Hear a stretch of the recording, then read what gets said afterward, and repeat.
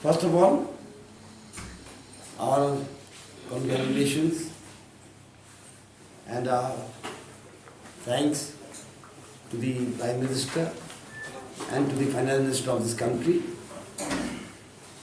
The Union budget that was placed in the House today is a budget that is well balanced, well thought of, and it meets almost all the requirements and inputs that are needed to boost up the economy. First of all, the agricultural sector has been well taken care of. Agriculture and allied sectors like horticulture and pisciculture, fish farming. So these are very well taken care of. There's a big allocation for that. 2.83 lakh crores for this agriculture and allied sectors. And it is,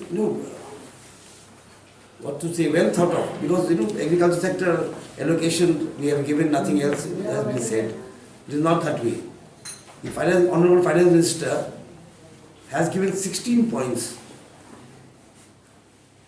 regarding agriculture and the development of agriculture, which should be followed by the states. And she has said that whoever follows these 16 steps will be incentivized. So there is not only allocation, there is also thought of implementation in the budget. So this budget is comprehensive. Many journalists were asking me why there is state specific and all that. Union budget need not be state specific. It needs to be comprehensive. There should be less conflict and more coordination in the budget. And that is a balanced. What I mean by balanced budget is that budget. This is comprehensive, coordination and cooperation. That is the foundation of a balanced budget. So agriculture is one thing that will help our state also, especially the rail, agriculture rail, Krishi rail and Krishi Uran. The Krishi rail will have refrigerated compartments which will carry farm produce far and wide. So like we have pineapples, we have and we can go in for some more fruits now. Earlier the logistics were very challenging. Now with this Krishi rail coming up, most of the problems are solved. And on top of that you're going to have,